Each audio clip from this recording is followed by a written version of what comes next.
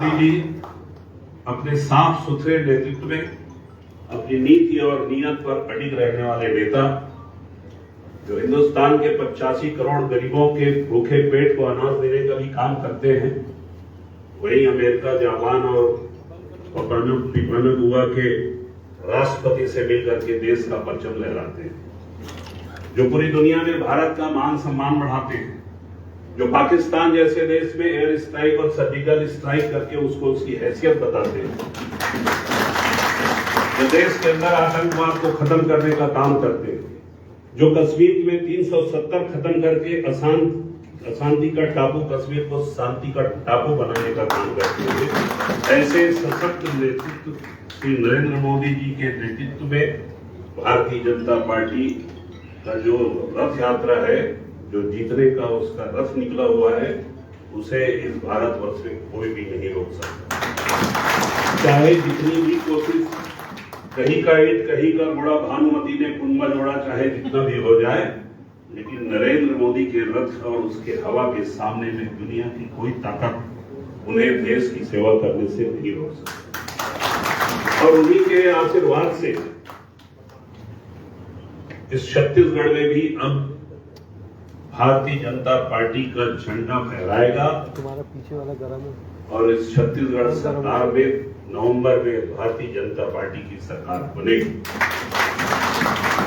हमारे पास डॉक्टर रमन सिंह जैसे सौम्य व्यक्तित्व के धनी, सरल हृदय के धनी, जिन्होंने 15 वर्ष यहाँ के गरीबों को चावल दिया, 15 वर्ष उन्होंने वनवासी अंचल की सेवा की, 15 वर्ष उन्होंने नक्सलियों को लगाम लगाने की कोशिश की, 15 वर्ष उन्होंने सड़कों का जाल बिछाया, 15 वर्ष जिन्होंने अनेक धार्मिक और सामाजिक संगठनों के इस प्रतीक को उन्होंने बनाने का काम किया।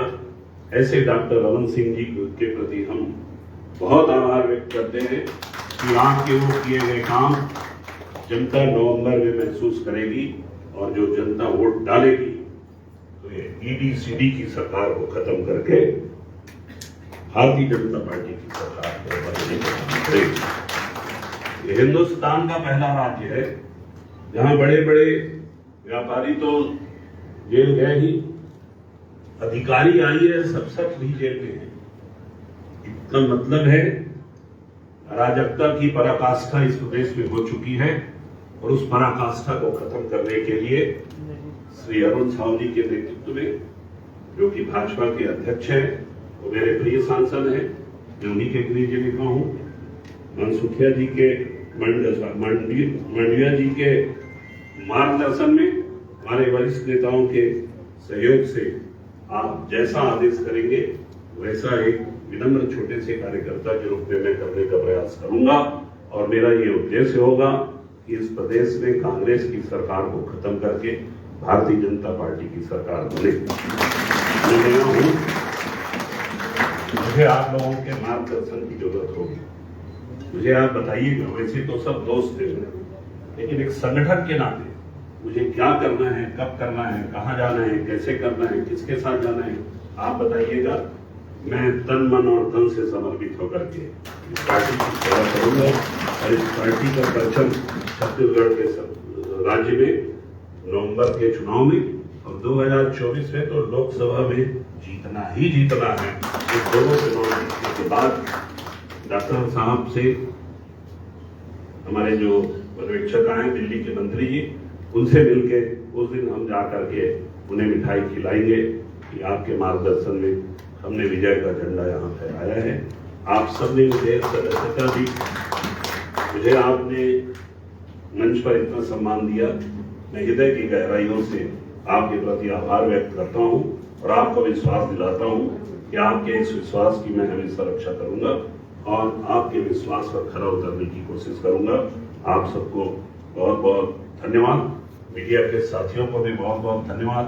आपसे भी बात करूंगा, और कल मैं कुछ बोलने की स्थिति में नहीं था, इसलिए मैं कल कुछ नहीं बोला, लेकिन अब मैं अधिकृत रूप से भारतीय जनता पार्टी का सदस्य हो चुका हूँ।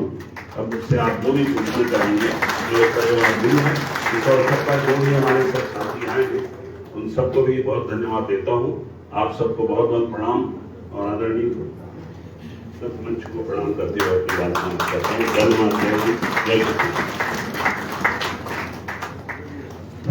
भारतीय जनता पार्टी जिंदाबाद, भारतीय जनता पार्टी जिंदाबाद, नरेंद्र मोदी जिंदाबाद, नरेंद्र मोदी जिंदाबाद। अभी अभी जिनका हम सबको संबोधन को सुनने का अवसर प्राप्त हुआ, निश्चित तौर पे माननीय धर्मजीत जी जो कि हमारे छत्तीसगढ़ के कद्दावर नेता हैं, उन्होंने हमारे देश ही नहीं बल्कि विश्व के सबसे बड़े नेता माननीय नरेंद्र मोदी जी के से प्रेरणा लेकर के आज भारतीय जनता पार्टी में प्रवेश किया है। उनका आज भारतीय जनता पार्टी के इस परिवार में हार्दिक अभिनंदन, स्वागत। अब सभी से आग्रह की तालियों के साथ में उनका अभिनंदन करेंगे। और हम सब के लिए ये गर्व का विषय है, हर्ष का विषय है कि माननीय नरेंद्र मोदी जी के सरकार में उनके सहयोगी के रूप में जो भारत सरकार में काम कर रहे हैं, हमारे बीच में माननीय मनसुख मांडविया जी केंद्रीय स्वास्थ्य मंत्री जी भी उपस्थित हैं। उनका भी जोरदार तालियों के साथ में अभिनंदन। हम सबकी इच्छा रही कि उनका भी मार्गदर्शन प्राप्त हो, लेकिन समय की बात देता है। लेकिन आपका